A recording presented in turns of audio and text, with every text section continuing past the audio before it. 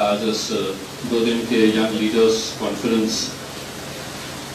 के लिए मुझे आज बुलाया गया है। मेरे साथ जो मौजूद स्पीकर्स यहाँ पर है,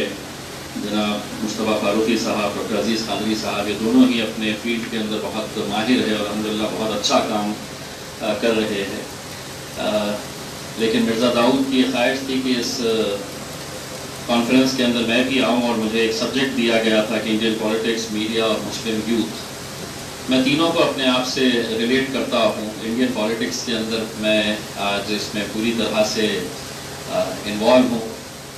मीडिया का मेरा 24 साल का एक्सपीरियंस रहा है, जहाँ पर मैं 24 साल सहाफ़त किया हूँ, जर्नलिज़म किया हूँ। बहुत बड़े न्यूज़ ऑर्गेनाइजेशंस के साथ काम करने का मौका मिला है और किसी ज़माने में मैं भी यूथ हुआ करता था। तो तीनों का मुझे कहीं ना कहीं से एक्सपीरियंस ज़रूर मिला है। इंडियन पॉलिटिक्स आज किस हालात से गुजर रही है, इंडियन पॉलिटिक्स के अंदर आज किसी मुस्लिम लीडर को सरवाइव करना कितना मुश्किल होता जा रहा है। इंडियन पॉलिटिक्स के अंदर मुसलमानों की आवाज़ बनना ये और भी ज़्यादा मुश्किल होता हुआ जा रहा है। और ये हम हर रोज़ ये देख रहे, महसूस कर रहे। लेकिन एक बात होती है कि कहीं ना कहीं किसी न किसी को तो बोलना पड़ेगा। अगर सब खामोश रहे तो मैं समझता हूँ कि जिस सब्जेक्ट के अंदर जो तीसरा कंपोनेंट है मुस्लिम यूथ, वो कहीं ना कहीं उनके अंदर एक ऐसी सोच आ जाएगी कि एक डिप्रेशन सा माहौल हो जाएगा कि हमारी तरफ से कोई बोलने वाला तक नहीं है। और ये बहुत हद तक अगर आज देखा जाए तो जिस प्लानिंग के तहत हम लोगों को निशाना बनाया जा रहा है, टारगेट किया जा रहा है, उसे देखते हुए सच क्या है, पूरे अदब के दायरे में रहते हुए, पूरे संविधान की चौखट के अंदर रहते हुए कहीं ना कहीं आपको भी आईना दिखाने की ज़रूरत है। और मुझे खुशी है कि अल्हम्दुलिल्लाह औरंगाबाद की आवाम ने 2014 के अंदर मुझे इस सियासी मैदान के अंदर उतरने का मौका दिया। मैं नौजवानों को आज जिस सब्जेक्ट के ऊपर मैं बात कर रहा हूँ, यंग लीडर्स कॉन्फ्रेंस, उनको ये भी कहना चाहता हूँ कि नौजवानों ने सियासत के अंदर क्यों आना चाहिए। क्यों ये दिमाग से बात निकाल देनी चाहिए कि नहीं, सियासत के अंदर आना है तो पैसा लगता है, मनी पावर लगता है, मसल पावर लगता है, तभी आप सियासत के अंदर आ सकते हैं, कामयाब हो सकते हैं, सक्सेसफुल हो सकते हैं। लेकिन औरंगाबाद की आवाम इस बात की गवाह है कि अगर पूरी ईमानदारी के साथ अगर मेहनत करें, अगर लोग आपके साथ खड़े रहे, आपका कैरेक्टर अच्छा है, आप पढ़े लिखे हैं, आपके ऊपर कोई दाग नहीं है, तो यकीनन आवाम खड़े रहती है, आपका साथ देती है और तन मन धन पूरा लगाकर आपको कामयाब करती है। और मैंने एक बार नहीं बल्कि 2 बार ये महसूस किया है, 2014 के अंदर और 2019 के अंदर। पूना में 12 साल NDTV चैनल के साथ काम करने के बाद जब महज 1 महीना पहले मैं औरंगाबाद अगर आता हूँ और ये ऐलान करता हूँ कि मैं इलेक्शन लड़ूंगा, औरंगाबाद से इलेक्शन लड़ूंगा, तो मेरे घर के ऊपर नौजवान लड़के आते थे ये देखने के लिए कि सर्कस के अंदर कोई एक नया जानवर आता है तो वो कैसा है। कि जो 1 महीना पहले आ रहा है, जिसका पूना से ताल्लुक हो गया है, औरंगाबाद बहुत कम आता है, और वो 1 महीना पहले आकर यहाँ पर ये बता रहा है कि वो इलेक्शन लड़ेगा, तो कई सारे लोग, और मुझे ये बताते हुए बहुत अफसोस भी होता है कि सबसे ज्यादा टांग खींचने वाले कोई और नहीं थे, अपने ही थे। सबसे ज्यादा इल्जाम लगाने वाले कोई और नहीं थे, अपने ही थे। सबसे ज्यादा हिसाब किताब बताने वाले और मुझे समझाने वाले, गणित बताकर बताने वाले कि साहब ये मुमकिन ही नहीं है यहाँ से आप जीत सके करके, क्योंकि इनको इतने मिलेंगे, इनको इतने मिलेंगे, उनको इतने मिलेंगे। और मैं हमेशा ये कहता था कि आंकड़े तुम अपने पास रखो, मेरे जीत और हार का फैसला अल्लाह करेगा। और वो यकीन के साथ जब मैदान में उतरे तो मुझे आज भी याद है कि 2014 के अंदर मुसलमान لیڈرز اس شہر کے، اورنگ آباد کے، مجھ پر بھی وہی الزام لگاتے تھے جو آج ہم بہار میں جاتے ہیں، اتر پردیش میں جاتے ہیں، جہاں کہیں پر بھی جاتے ہیں الیکشن لڑنے کے لیے، تو وہ الزام مجھ پر بھی لگایا گیا تھا۔ اس حد تک لگایا گیا تھا کہ کچھ مسلمانوں نے تو مجھے قادیانی ڈکلیئر کر دیا تھا، کچھ نے کہا تھا کہ ان کے سودے بازی ہو چکی ہے، یہ پیسہ لے کر کھڑے ہیں، یہ بڑی آسانی کے ساتھ اب شیوسینا دوبارہ یہاں سے چن کر آ جائے گی۔ تو ایسے لوگوں کے بیچ میں سے ان کا مقابلہ کرتے ہوئے باہر نکلنا یہ کتنی بڑی چنوتی تھی۔ تو یار یہ چنوتی میں نے اکیلے نے فیس کیا نہیں، میرے ساتھ اورنگ آباد کے وہ نوجوان تھے جن کو لگتا تھا کہ نہیں ہم کب تک ایرے غیروں کی کرسیاں اٹھاتے پھریں گے، ایرے غیروں کے لیے ہم چٹائی بچھانے کا کام کریں گے، شطرنجیاں بچھانے کا، چادر بچھانے کا ہم کام کریں گے، ہماری اپنی قیادت کیوں نہیں ہو سکتی ہے؟ کیا کبھی ہم نے اس بات کے اوپر غور کیا ہے کہ 70 سالوں کے اندر کیا وجہ ہے کہ ہر سیاسی جماعت یا پولیٹیکل ریپریزنٹیشن جو ہے، چاہے وہ ویدھان سبھا کے اندر ہو یا لوک سبھا کے اندر ہو، ہر 5 سال کے بعد وہ بڑھ رہا ہے؟ صرف واحد ایک مسلمانوں کی ایسی جماعت ہے کہ جہاں پر چاہے وہ اسمبلی ہو یا لوک سبھا ہو، ہماری تعداد تو بڑھ رہی ہے لیکن ہمارا پولیٹیکل ریپریزنٹیشن کم ہو رہا ہے۔ اور وہ اس لیے کم ہو رہا ہے کہ سبھی سیاسی جماعت کو معلوم ہے کہ اگر سب سے آسانی سے کسی کو ہم بانٹ سکتے ہیں تو وہ اس قوم کو بانٹ سکتے ہیں، بہت آسان۔ مجھے بھی یاد ہے کہ 2014 کے اندر کسی ایک نیتا نے کہا تھا کہ انہیں بریانی کے اندر خرید سکتے ہیں۔ یہ ہمارے لیے کہیں نہ کہیں سوچنے والی بات تھی، لیکن اس کے اندر کہیں نہ کہیں کچھ سچائی بھی چھپی تھی۔ یہ مجھے بھی معلوم تھا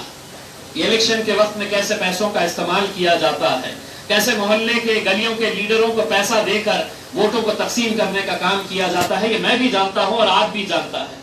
بہت کچھ بدل گیا ہے ایسا نہیں ہے، آج بھی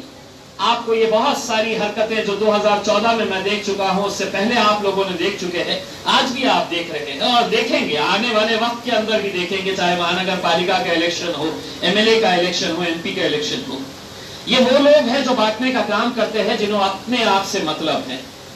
جنہیں یہ لگتا ہے کہ چلیے 2, 5, 10, 20 لاکھ روپے میں کما لوں گا تو میرا فائدہ ہو جائے گا۔ یہ کبھی قوم کے بارے میں نہیں سوچا ہے، انہوں نے قوم کو ایک راستہ دکھانے کا کام کبھی نہیں سوچا ہے۔ انہوں نے یہ نہیں سوچا ہے کہ اگر اس شہر سے آج سے 35 سال 40 سال پہلے کا اگر اتہاس نکال کر اگر دیکھیں گے، مصطفیٰ فاروقی صاحب ہو، ہمارے ڈاکٹر عزیز قادری صاحب ہو، یہ اس بات کے گواہ ہے۔ اس شہر کی وہ شخصیتیں ہیں جنہوں نے دیکھی ہے شہر کی سیاست کو بدلتے ہوئے۔ کیا وجہ ہے کہ 35 سال پہلے 40 سال پہلے اسی شہر سے کبھی ڈاکٹر رفیق زکریا صاحب آتے تھے، کبھی قاضی سلیم صاحب آتے تھے، کبھی عبدالعظیم صاحب آتے تھے، کبھی امان اللہ موتی والا صاحب آتے تھے۔ ایسا کیا ہوا ہے ان 35-40 سالوں کے اندر کہ آپ ووٹ تو کسی کو دیتے تھے لیکن چن کر کون آتا تھا؟ پچھلے 20-25 سالوں کا ریکارڈ نکال کر دیکھیے گا تو کہیں نہ کہیں آپ کو اس بات کا اندازہ ہوگا کہ آپ اتنی طاقت کے ساتھ ان امیدواروں کے پیچھے کھڑے نہیں رہتے تھے، کیونکہ آپ کو لگتا تھا کہ ہمیں کیا جانے کا ہے، ہمیں کیا جانے کا ہے، کون رام کرشنا بابا پاٹل، کون چندرکانت کھیرے، کون پردیپ جیسوال، ان کے پیچھے ہم کیا کرنے کا۔ اور ہمارے ہی اپنے مسلمان لیڈروں نے ہمارے ذہنوں کے اندر یہ بات بتا دی تھی کہ نہیں صاحب، یہ سیکولر ملک ہے اور سیکولرزم کو زندہ رکھنا ہے تو آپ کو ان کو چن کر دینا ہے اور آپ کا کام سے ووٹ دینا ہے۔ یہ ہمارے ذہنوں کے اندر یہ سیکولرزم کا ڈیفینیشن ڈال دیا گیا تھا۔ تو نتیجہ کیا ہو رہا ہے کہ جس شہر سے کبھی ہم خاصدار چن کر آتے تھے، آمدار چن کر آ رہے ہیں، وہاں سے ہماری پوری سیاست ہی ختم ہو گئی۔ ہم خوش ہو رہے ہیں تو کیا، تو کارپوریشن کا، محلے کا کوئی کارپوریٹر بن جا رہا ہے تو اسی کے اندر خوش رکھ ڈالو۔ لیکن وہ جو ایوان ہے، چاہے وہ اسمبلی ہو، پارلیمنٹ ہو، وہاں پر ہمارے اور آپ کے مستقبل کے فیصلے لیے جاتے ہیں۔ ہمارے تعلیم کا فیصلہ کہاں لیا جاتا ہے تو کسی مہانگر پالیکا کے ایوان کے اندر نہیں ہوتا ہے، یہ لوک سبھا کے اندر ہوتا ہے کہ مائنورٹیز کا ایجوکیشن کے اوپر اگر پالیسی بنانی ہے تو کیسی پالیسی بنے گی، یہ اسمبلی کے اندر، یہ پارلیمنٹ کے اندر طے ہوتا ہے۔ اگر ان کا socio economic financial back ground کو اگر ہم کو امپروو کرنا ہے تو کیسے کیا جا سکتا ہے، یہ پالیسی پارلیمنٹ کے اندر طے ہوتی ہے، اسمبلی کے اندر طے ہوتی ہے۔ لیکن وہاں پر اگر آپ کی آواز ہی نہیں ہے، آپ کے نمائندے ہی نہیں ہے، اور جو گنے چنے ہیں وہ اپنے مالکوں کے اتنے دباؤ کے اندر ہے، وہ طے کرتے ہیں کہ وہ کیا بولنا چاہ رہے ہیں، وہ پارٹی کہے گی، پارٹی جتنا کہے گی آپ کو اتنا بولنا ہے، اس سے زیادہ آپ کو بولنا نہیں ہے۔ تو نتیجہ یہ ہوا کہ ہم خوش ہو رہے ہیں کہ صاحب 23 ہمارے چن کر آئے ہیں، 23 ایم پی چن کر آئے ہیں، بہت خوش، مبارکباد ایک دوسرے کو دے رہے ہیں سوشل میڈیا کے اوپر کہ دیکھیے صاحب پورے ہندوستان سے ہمارے 23 چن کر آئے۔ کبھی غور کریے ایک ایک کام کے، کبھی ان کا پروفائل کریے گا، کبھی ان کو ایسیس کریے گا، کبھی ان کے تقریروں کو سنیے گا، آپ کو یہ بات سمجھ میں آئے گی۔ کوئی مطلب نہیں ہے کہ صرف ہم کو ہیڈ کاؤنٹ کرنا ہے۔ یہاں پہ اگر چاہتے تو ہم ہزاروں کی بھیڑ اکٹھا کر سکتے تھے، لیکن آج داؤد آزاد نے جو پورے مراٹھواڑہ یا مہاراشٹر کے جو واقعے میں کام کر رہے ہیں، اچھا کام کر رہے ہیں، جو سوشل، ایجوکیشن، ہیلتھ ایسے ایشوز کے اوپر کام کر رہے ہیں، ان لوگوں کو تعداد کم ہی کیوں نہ ہو، اسی لیے ہیڈ کاؤنٹس معنی نہیں رکھتا ہے کہ صاحب کتنے لوگ ہیں۔ ہم یہی کہتے ہیں کہ اگر ایک طرف کسی ایک راجنیتک پارٹی کے پاس 10 سانسد ہے مسلمان ہے، کسی ایک راجنیتک پارٹی کے پاس 10 آمدار ہے، ایم ایل اے ہے، مسلمان ہے، اور وہ اس ایوان کے اندر جا کر بیٹھ تو رہے ہیں مسلمان بن کر، لیکن جب مسلمانوں کی بات آ رہی ہے، مسلمانوں کے مسئلے آ رہے ہیں، مسلمانوں کی آواز بننے کا موقع آ رہا ہے، اگر وہاں پر تم خاموش ہیں تو تمہاری تعداد کوئی معنی نہیں رکھتی ہے۔ پھر اس سے بہتر تو یہ ہے کہ 2 جائے لیکن بولنے والے جائے، لڑنے والے جائے، آنکھ میں آنکھ ڈال کر ان کو سچائی بتانے والے جائے، ان کو آئینہ دکھانے والے جائے۔ ورنہ صرف تعداد کی بنیاد کے اوپر اگر ہم جائیں گے اور وہاں پر اگر آپ خاموش بیٹھے رہیں گے تو میرے حساب سے آپ صرف اپنے آپ سے نہیں بلکہ اپنی اس قوم سے دھوکہ کر رہے ہیں جو آپ کے جیت کے اوپر جشن مناتی ہے، خوشیاں مناتی ہے، ایسی خوش ہوتی ہے کہ جیسا یہ میرے گھر کا میرا بھائی، میرا باپ، میرا رشتہ دار کوئی چن کر گیا ہے، تم ان کے ساتھ دھوکہ کرنے کا کام کر رہے ہیں۔ آج میں یہ نہیں کہتا ہوں، ہم یہ دعویٰ نہیں کرتے ہیں کہ ہم ہی بولتے ہیں، ہم ہی سب کچھ کرتے ہیں، ایسا نہیں ہے، لیکن میں نے ان 8 سالوں کے اندر محسوس کیا کہ آپ اگر ترک کے ساتھ بولیں گے، آپ اگر پوری ایمانداری کے ساتھ اور سچائی کے ساتھ بولیں گے، سامنے کوئی بھی بیٹھا ہو، یہ نہ ڈرتے ہوئے، نہ گھبراتے ہوئے، نہ یہ سوچتے ہوئے کہ تمہاری تعداد کتنی ہے، اور سامنے جتنے بھی لوگ بیٹھے ہوئے ہیں، جتنے بھی دوسرے ایم پیز بیٹھے ہوئے ہیں، یہ پورے کے پورے تمہارے مخالفین ہیں۔ سچ کا کہیں نہ کہیں وہ لوگ بھی مانتے ہیں، بھلے ہی زبان کے اوپر نہیں لے کر آئیں گے لیکن دل سے مانتے ہیں۔ قاضی صاحب ایک چھوٹا سا ایگزامپل میں آپ کو دینا چاہتا ہوں جو آپ کے فیلڈ سے تعلق رکھتا ہے۔ میرا ایک تقریر ابھی پچھلے سیشن کے اندر ہوئی تھی جو ریئر ڈیزیزز کے تعلق سے تھی۔ شاید بہت سارے لوگوں کو پتا بھی نہیں ہوگا کہ یہ ریئر ڈیزیز کیا ہے۔ میرے پاس ایک ہندو بچی، بہت چھوٹی، میرے حساب سے 10-12 سال کی بچی ہوگی، اس کے ماں باپ نے میرے پاس اس بچی کو لے کر آئے۔ اس بچی کا چہرہ جب میں نے دیکھا تو بہت خوبصورت سی، بہت پیاری سی بچی تھی۔ اس کی ماں میرے پاس آ کر رونا شروع کر دی اور اس نے یہ کہا کہ میری بچی کی حالت دیکھیے۔ میں نے کہا کہ بچی تو ٹھیک ہے، کیا ہوا ہے بچی کو؟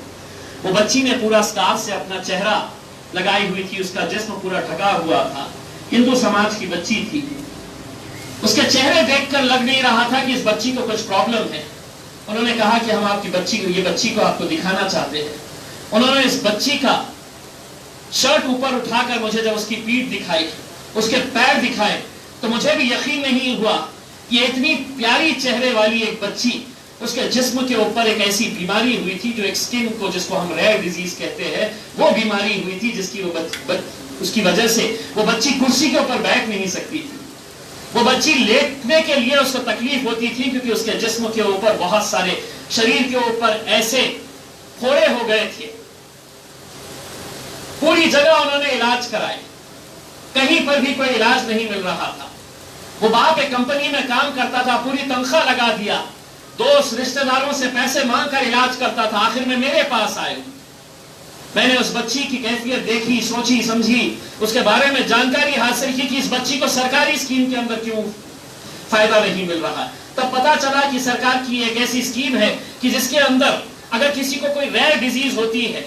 جو بہت لاکھوں میں ایک آدھ بچے کو ہوتی ہوگی، جیسے ٹائپ 1 ڈائبٹیز بہت کامن ہو چکا ہے بچوں کے اندر، دن میں 5 انسولین لینا پڑتا ہے، مہینے کا 5-6 ہزار روپے کا خرچہ آتا ہے. یہیں پہ ایک این جی او ہے، وہ این جی او 1000 ایسے چھوٹے چھوٹے غریب بچوں کو سنبھالنے کا کام کر رہی ہے. سرکار کی طرف سے مدد ملتی ہے؟ نہیں ملتی ہے. انشورنس ملتا ہے؟ نہیں ملتا ہے. کوئی گورنمنٹ کی اسکیم کے اندر فائدہ ملتا ہے؟ نہیں ملتا ہے. میں جب اس سنگٹھن کے اندر این جی او کے پاس گیا، ان بچوں کو دیکھا، ان کے ماں باپ کے بارے میں جانکاری حاصل کی. اڑان نام کی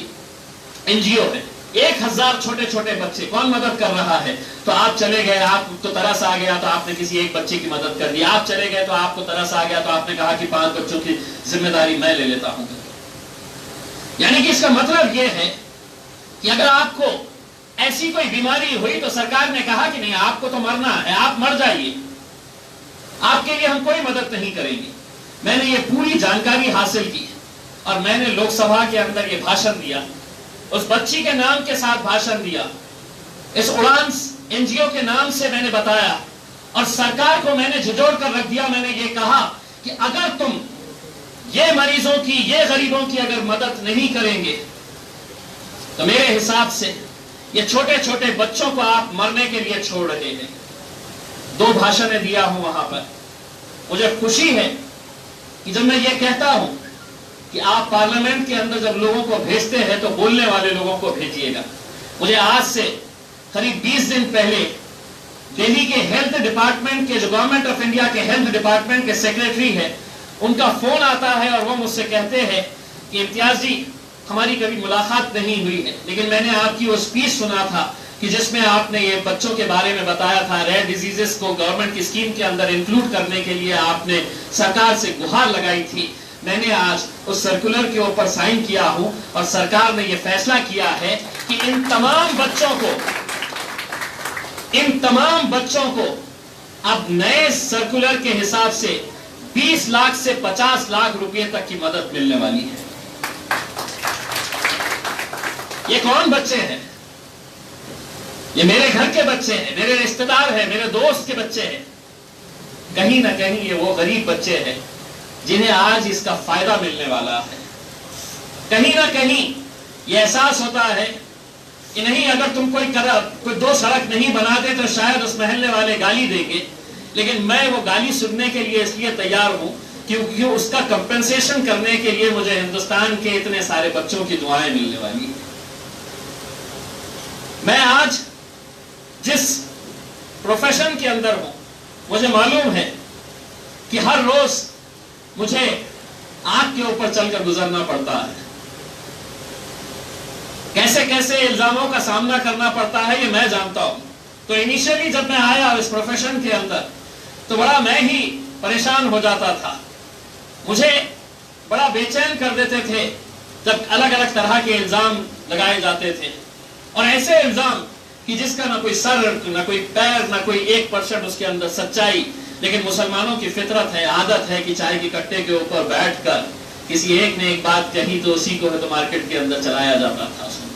تو میں بڑا اپنے آپ کو شروعات کے دنوں کے اندر بڑا میں اپنے آپ سے تکلیف محسوس کرتا تھا کہ میں یہ کیوں آیا ہوں اس پروفیشن کے اندر.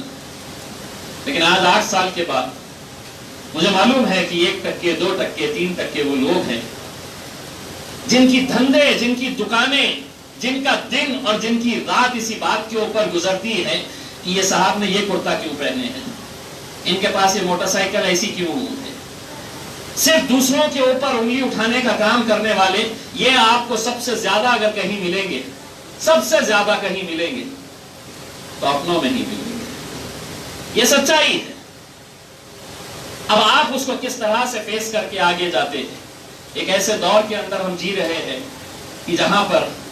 نہ آپ کا میڈیا ہے، نہ آپ کے ساتھ کوئی راجنیتک پارٹی کھڑے رہنا چاہتی ہے، نہ آپ کے ایشوز کو کوئی اٹھانا چاہتا ہے۔ دیکھیں، یہ کوئی سیاسی پلیٹ فارم نہیں ہے، لیکن یہ بات بتانا میں ضروری سمجھتا ہوں کہ کچھ دن پہلے آپ نے بھی پورے مہاراشٹر کے اندر سنا ہوگا، اکبر الدین اویسی صاحب میرے پارٹی کے صدر ہیں، قائد ہیں، حیدرآباد میں 11 اسکول چلا رہے ہیں، مفت اسکول چلا رہے ہیں۔ مہاراشٹر کا پہلا اسکول اورنگ آباد کے اندر شروع کرنے کا فیصلہ لیا گیا۔ کروڑوں روپے کی لاگت سے ایک مفت اسکول بنانے کا فیصلہ اکبر الدین اویسی صاحب اپنے ٹرسٹ کے ذریعے یہاں پر بنانے کے لیے آئے۔ اس کا فاؤنڈیشن سٹون کا پروگرام یہاں پر رکھا گیا۔ اسی دن انہوں نے کہا کہ ہم یہاں پر خلد آباد جائیں گے۔ کئی مرتبہ میں بھی گیا ہوں،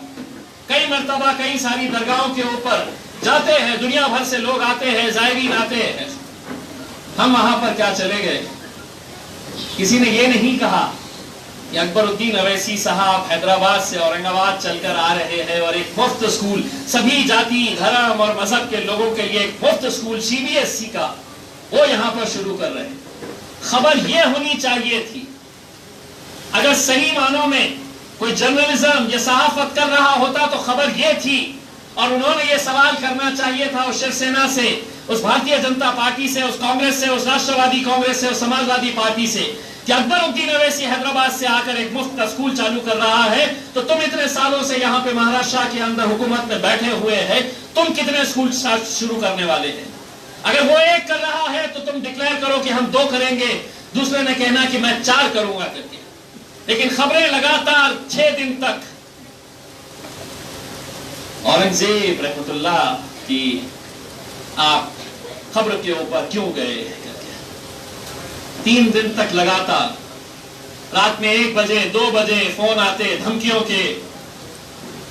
ایسے ایسے فون آتے، میرے پاس آئی فون ہے، میں ریکارڈ نہیں کر سکتا ہوں، کہ तुला ही त्या कबरीमध्ये आम्ही गाडू, तुझी लायकी आहे का, तुझी हिम्मत कशी झाली त्यांच्या कबरीवर जाऊन नतमस्तक होण्यासाठी। पूरे मीडिया में आप देखिएगा, प्रिंट मीडिया हो, इलेक्ट्रॉनिक मीडिया हो, हर एक ने इतना बड़ा उसको मुद्दा बनाया, क्योंकि उनको ये मालूम है अब अगर हमारी दुकान, हमारा मीडिया, हमारे TRP अगर मिलेगी, हमारा सर्कुलेशन अगर बढ़ेगा, तो सबसे आसान बात यह है कि उसमें पॉजिटिविटी की न्यूज नहीं होनी चाहिए। मुसलमानों की जितनी नेगेटिव न्यूज हम चला सकेंगे, जितनी नेगेटिव न्यूज हम चला सकेंगे, उतनी हमारी दुकानें चलती रहेंगी, उतना TRP हमारा बढ़ता रहेगा। ये सोच के साथ आज मीडिया काम कर रहा है, और उस मीडिया के अंदर आज आप भी देखिएगा, मैं खुद मीडिया में 24 साल काम कर चुका हूं। कई सारे वहां पर टोपी पहने हुए, दाढ़ी लगाए हुए वहां पर मुसलमान जो जाते हैं, वो वहां पर एक ऐसा पिक्चर प्रेजेंट करते हैं कि मुसलमानों की नुमाइंदगी ये कर रहे हैं करके। उनका लहजा, उनकी जबान, उनका आर्ग्यूमेंट, हाँ है उसमें भी 1-2-3 अच्छे हैं, लेकिन बाकी के लोग, पूरी जिम्मेदारी के साथ कह रहा हूं, पैसा लेकर वहां पर उन्हें बुलाया जाता है, पैसा दिया जाता है उन्हें, चैनल वाले उन्हें बताते हैं कि किस मुद्दे के ऊपर तुमको चीखना है और कितना चीखना है। मैं पूरी जिम्मेदारी के साथ ये कह रहा हूं कि उस 24 साल के अंदर कई सारे दोस्त बने मीडिया के, जो आज भी काम कर रहे हैं और किस तरह से एजेंडा सेट किया जाता है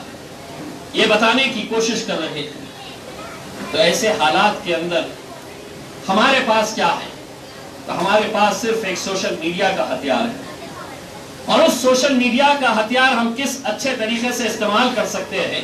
क्योंकि अगर अखबार आपके नहीं है, टीवी आपके नहीं है, लेकिन मोबाइल आपके हाथ पे है, और अगर उस मोबाइल का हमने सही तरीके से सोशल मीडिया के जरिए हमने अपना काम किए, नहीं बैठिए, बोला मैंने आपको बंद करने के लिए, تو اگر اس سوشل میڈیا کا اگر ہم صحیح طریقے سے کام کریں تو یقیناً ہم اپنی بات، ہمارا پیغام بھی ہم وہاں پر پہنچا سکتے ہیں۔ مسلم یوتھ کو، ہمارے نوجوانوں کو آج ایک صحیح راستہ بتانے کی ضرورت ہے۔ کسی نہ کسی کو تو بھی آگے آ کر یہ بتانا ہوگا کہ اس کے اندر کیا صحیح کر رہے ہیں، ہم کیا غلط کر رہے ہیں۔ میں ایسے دقتوں کا سامنا ہر روز محسوس کرتا ہوں کہ مجھے سمجھ میں نہیں آتا کبھی کبھی کہ آخر میں فیصلہ کیا لوں۔ صاحب ہم کو پولیس والے پرمیشن نہیں دے رہے ہیں، ہم کو ٹیپو سلطان کی مورچہ نکالنا ہے، ریلی نکالنا ہے۔ اور کیسا نکال رہے ہو؟ تو بولے گھوڑے لے کے آ رہے ہیں اور گھوڑوں کے اوپر ہے تو ہم ریلی نکالنے والے ہیں۔ عثمان آباد کے اندر ایک دنگا ہوتا ہے کچھ مہینے پہلے، وہاں پہ ایک چوک میں کسی نے جا کر ہرا جھنڈا لگایا، دوسرے دن بجرنگ دل والے، دوسرے RSS والے، وشو ہندو پریشد والے وہ جھنڈے کو اکھاڑ کر پھینکے اور وہاں پر انہوں نے بھگوا جھنڈا لگا دیا۔ شہر میں دنگا شروع ہو گیا اور اس دنگے کا نتیجہ یہ ہوا کہ تقریباً 50 سے 55 مسلمان بچوں کو کئی مہینوں تک عثمان آباد چھوڑ کر جانا پڑا۔ وہ میرے پاس بھی آئے مدد مانگنے کے لیے، تو میں نے ان سے ایک سوال کیا، یہ تکلیف تم اکیلے نہیں سہ رہے ہو، تم نے آخر حاصل کیا کیا مجھے یہ بتاؤ۔ تم نے ایسی کیا چیز حاصل کر لی کہ اس چوک کے اندر جا کر میں نے ہرا جھنڈا لگایا، تو ایسا کون سی بڑی آپ نے توپ مار لی ہے، ایسی کیا کامیابی آپ نے حاصل کر لی ہے کہ آج اتنے مہینوں تک آپ لوگوں کو اپنے گھروں سے باہر بھاگنا پڑ رہا ہے، پولیس نے آپ کے اوپر کیسز ڈال دی ہے۔ کیا یہ تکلیف صرف آپ کو ہو رہی ہے؟ نہیں، آپ کے ماں باپ کو ہو رہی ہے، آپ کے بھائی بہنوں کو ہو رہی ہے، آپ کے بچوں کو ہو رہی ہے۔ لیکن جب میں یہ کہتا ہوں تو اس میں سے 4 لوگ تو منڈی ہلا کے سن لیتے ہیں، لیکن 2 کہتے ہیں اب کیا ہرا جھنڈا بھی نہیں لگانا کیا ہم نے؟ اب میں نے ان کو کیسے جواب دینا یہ مجھے بھی نہیں سمجھ میں آ رہا ہے۔ اور یہ 2-3 لوگ جو ہیں، یہ ان لوگوں کو صحیح راستے کے اوپر لانا میرے حساب سے یہ بہت بڑی چنوتی ہے۔ آج یہ سچائی نہیں ہے کیا؟ آج یہ حقیقت نہیں ہے کیا اپنے دل پہ ہاتھ رکھ کر یہ جواب دینا کہ گیان واپی مسجد کے اوپر جو حالات بابری مسجد کے وقت میں تھے ویسے ہی حالات تیار کرنے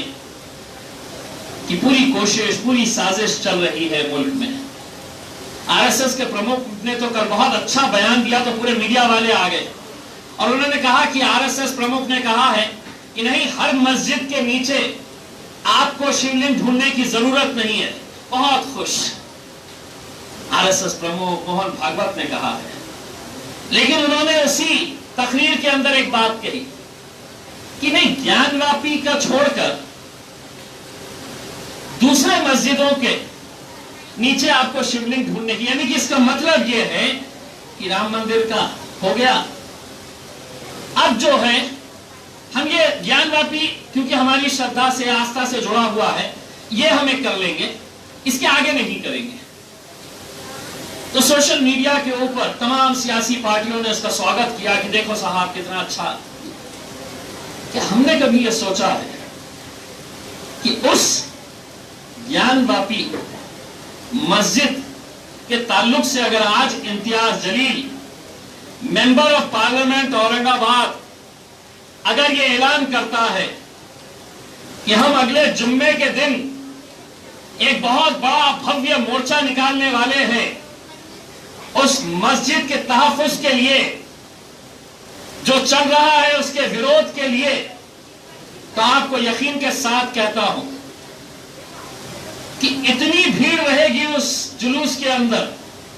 اتنی بھیڑ رہے گی، سارے نوجوان، بزرگ، مہیلائیں، ماں بہنیں سبھی آئیں گے سڑکوں کے اوپر۔ لیکن اگر میں یہ کہا کہ نہیں، اگلے جمعے تک ہم یہ طے کریں کہ ہم فجر میں بھی، ظہر میں بھی، عصر میں بھی، مغرب میں بھی، عشاء میں بھی پوری مسجدیں ہمارے محلے کی ہم بھریں گے، پوری صفوں کو ہم بھریں گے، کتنے آئیں گے؟ آئیں گے؟ یعنی کہ وہ مسجد کے لیے تو آپ لڑنے کے لیے، رستے پہ اترنے کے لیے پوری تعداد میں، پوری طاقت کے ساتھ اترنے کے لیے تیار ہیں، لیکن اگر اپنے محلے کی مسجد کو اگر ہم ویران کر رہے ہیں، جمعے میں باہر تک رش رہتا ہے، اور دوسرے وقت میں اگر ہماری ایک صف دو صف بھی نہیں بھر رہی ہے، تو کہیں نہ کہیں ان سیاسی طاقتوں کو اس بات کا علم ہو چکا ہے کہ یہ جو سٹرکچر ہے، یہ مسلمانوں کے لیے بھی یہ صرف ایک سٹرکچر ہے، اگر ہم اس کو بھی اگر ہلا دیں گے، اس کو بھی اگر ہم گرانے کی بات کریں گے، تو مسلمان جاتا کہاں ہے وہاں پہ کہ اس کے اوپر بہت زیادہ اثر ہوگا۔ تو آج یہ جو سب چل رہا ہے، اس کو دیکھتے ہوئے میں تمام جتنے بھی آپ لوگ جہاں جہاں سے بھی آئے ہیں، ایک ایسے دور سے ہم گزر رہے ہیں کہ جہاں پر ہم سب کو بہت ہی سمجھداری کے ساتھ، بہت ہی سوجھ بوجھ کے ساتھ آگے بڑھنے کی ضرورت ہے۔ ایک چھوٹا سا غلط واقعہ، ایک چھوٹا سا غلط سٹیٹمنٹ آج ہم کو کہیں نہ کہیں اپنے اخلاق کے ذریعے ہمارے مذہب کو پہنچانے کی ضرورت ہے۔ کچھ دن پہلے یہاں پر راج ٹھاکرے صاحب آنے والے تھے، بھونگے کی آواز آ رہی تھی انہیں، یہاں پر آ کر وہ تقریر دینے والے تھے۔ ہم نے طے کیا تھا کہ ہم کسی طرح کا کوئی ری ایکشن نہیں دیں گے، ہم کوئی بات نہیں کریں گے، ان کی سیاسی پارٹی ہے، ان کا سیاسی ایجنڈا ہے، وہ جو بولنا چاہے آئے بولے اور چلے جائے۔ اگر کچھ غلط بولے تو جیسا پولیس والے ہم پر کیسز کرتے ہیں تو ویسا ان کے اوپر بھی کرنا چاہیے، یہ ہماری سوچ تھی۔ محض رمضان کا دن تھا، رات میں اتنے سارے ہماری مائیں، بہنیں، بزرگ، نوجوان سب مارکیٹ کے اندر رہتے تھے، اور اسی رمضان کے مہینے کے اندر پرمیشن دی جاتی ہے کہ یہاں پر آپ ایک جلسہ لے کر کے اس میں جب پولیس کمشنر کے پاس گیا اور ان کو یہ بتایا کہ صاحب جو چل رہا ہے اسے چلنے دیجیے گا، اگر آپ آ کر یہ کہیں گے کہ نہیں اب 2 دن کے بعد سوا ہے اس لیے ہم آپ کی دکانیں اب 10 بجے اور 11 بجے بند کر دیں گے، تو یہ نہیں، جیسا چل رہا ہے ویسا چلنے دیجیے۔ ہم آپ کو یقین دلاتے ہیں کہ اورنگ آباد کے اندر انشاءاللہ ہم کچھ نہیں ہونے دیں گے۔ یہ یقین دلا کے جب ہم نیچے اترے تو بہت سارے میڈیا والے کھڑے ہوئے تھے، اور وہ یہ امید کر رہے تھے کہ امتیاز جلیلہ پولیس کمشنر سے مل کر آیا ہے، اب نیچے آئیں گا اور یہ بولے گا کہ میں دیکھتا ہوں وہ کیسا آ رہا ہے، اور اس کو میں للکارتا ہوں، میں اس کو چنوتی دیتا ہوں، چیلنج کرتا ہوں کر کے یہ اس طرح کا کچھ بیان دیں گے، اور ان کی دکان 2 دن تک چلتے رہیں گی کہ ایم آئی ایم نے ہے تو اس کا ویرودھ کیا ہے، ایم آئی ایم کا اور اس منصے کے بیچ میں لگ گئی ہے، اور یہ ہے وہ ہے کر کے خوب چلے گا۔ میں نیچے آیا اور جب میڈیا والوں نے مجھ سے پوچھا تو میں نے کہا کہ رمضان کا مہینہ چل رہا ہے، اور ہمارے مذہب کے حساب سے یہ ہے کہ اگر کوئی بھی باہر سے آ رہا ہے تو ہم اس کو دعوت دینا چاہیں گے کہ وہ آئے اور ہمارے ساتھ افطاری کرے۔ میں راز صاحب کو بھی افطار کی دعوت دیتا ہوں۔ ایک چھوٹا سا سینٹنس تھا، اس کے ذریعے ہم نے ہماری تعلیم کیا ہے، ہمارا ایمان کیا ہے، ہمارا مذہب کیا ہے، ہم نے وہ پیغام پہنچانے کا کام کیا ہے۔ سارے ٹی وی چینلز کے اوپر ہیڈ لائن یہی چلی، ایم آئی ایم نے راج ٹھاکرے کو افطار کی دعوت دی ہے۔ اس کا نتیجہ کیا ہوا ہے کہ آج جتنے بھی پولیس ڈپارٹمنٹ کے ادھیکاری ہیں وہ کہیں نہ کہیں یہ بات مانتے ہیں، کہیں نہ کہیں ان کو اس بات کی سچائی پتا ہے کہ اگر اس دن ہم کوئی غلط سٹیٹمنٹ دیتے تو شاید اس ہمارے شہر کا ماحول کچھ الگ ہوتا تھا، لیکن ہم نے سمجھداری کے ساتھ کام کیے تو ہم نے اپنے مذہب کا بھی ایک پیغام وہاں پر پہنچانے کا کام کیے، اور اس کا نتیجہ یہ ہوا ہے کہ کہیں نہ کہیں اس ڈپارٹمنٹ کے اندر ہمارے قوم کے تعلق سے ہماری بھی لیڈرشپ سینسیبل ہے، ہماری بھی لیڈرشپ سوچ سمجھ کر فیصلے لیتی ہے، یہ ایک بات ان کے بیچ میں گئی ہے۔ اور میں سمجھتا ہوں کہ اس کے لیے تمام وہ نوجوان ہمارے شہر کے ذمہ دار ہیں کہ جنہوں نے پچھلے کئی سالوں سے شہر کے اندر امن برقرار رکھا ہے، ورنہ اس شہر کی پہچان ہوا کرتی تھی کہ چھوٹی سی بات کے اوپر یہاں پر دنگے بڑی آسانی کے ساتھ ہو جایا کرتے تھے، لیکن آج الحمدللہ چاہے وہ ہندو سماج کے ہو، مسلمان ہو، دلت ہو، کسی بھی سماج کے ہو، ہر انسان کو سمجھ میں آ گیا ہے کہ یہ میڈیا ہم کو لڑا رہی ہے، یہ پالیٹکس ہم کو لڑا رہی ہے، دنگے ہوتے ہیں تو صرف غریبوں کا نقصان ہوتا ہے۔ اسی لیے میں تمام لوگوں سے آپ لوگ future leaders of the country, future leaders of the state, امتیاز جلیل کب تک سیاست کے اندر رہے گا پتہ نہیں، یہ تو ایک بار اللہ نے چن کر دیا، دوسری بار اللہ نے چن کر دیا، لیکن میں بھی چاہوں گا کہ ہماری کمیونٹی کے اچھے لیڈرز بھی آگے آنے چاہیے، وہ لوگوں نے بھی سیاست کے اندر قدم رکھنا چاہیے، اور اپنے ذاتی مفاد کے لیے نہیں آنا چاہیے، ایک مشن کے ساتھ آنا چاہیے کہ نہیں میں اس پروفیشن کے اندر آ رہا ہوں تو کہیں نہ کہیں میں اپنے کمیونٹی کے لیے، میں سماج کے لیے کچھ اچھے کام کرنے کے لیے آ رہا ہوں۔ یہی منشا، یہی ارادہ لے کر آگے بڑھیے گا۔ میں مسلم یوتھ فورم کے تمام ذمہ داران کو بہت بہت شکریہ ادا کرتا ہوں کہ آپ لوگوں نے مجھے بلایا۔